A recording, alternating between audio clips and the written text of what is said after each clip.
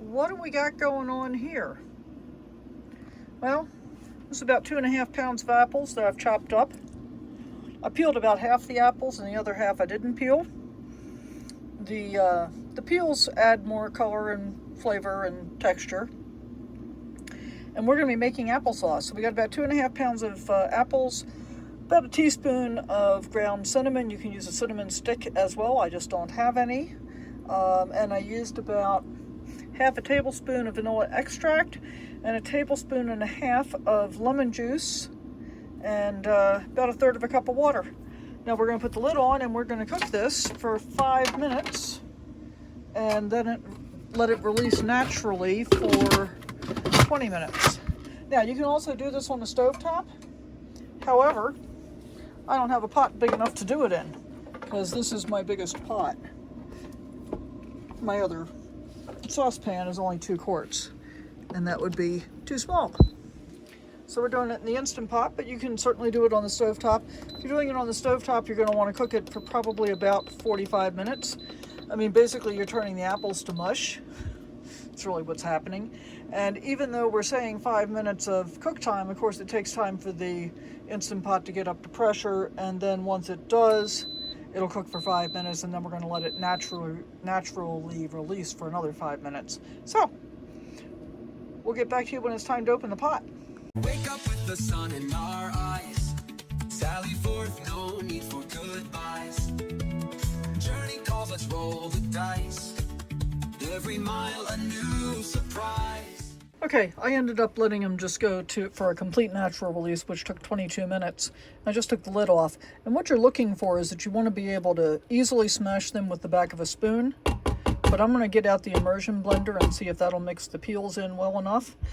And if it doesn't, then I'll have to go for the regular blender, but it smells amazing. I have never put vanilla in before, but I gotta tell you, it's a great addition, just from the smell. Okay, you can see all the bits coming off. So I immersion blended it, and as I suspected, I had added a little more water than I, wanted. So all we're doing is boiling it down. Oops. And we're going to stop that because I think I'm pretty close to where I want to be. I'm going to let it cool down a bit so it'll stop, spitting at me.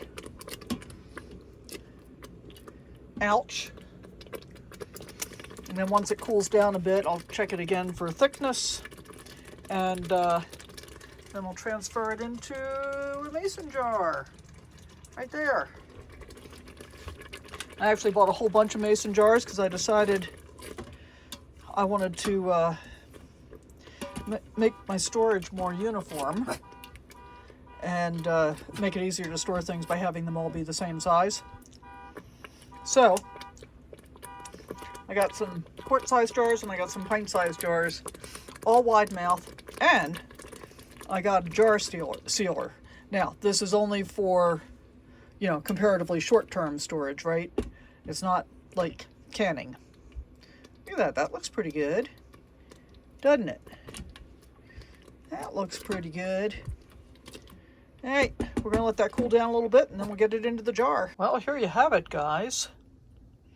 I used about a little over 2.5 pounds of apples, and this made almost exactly a quart.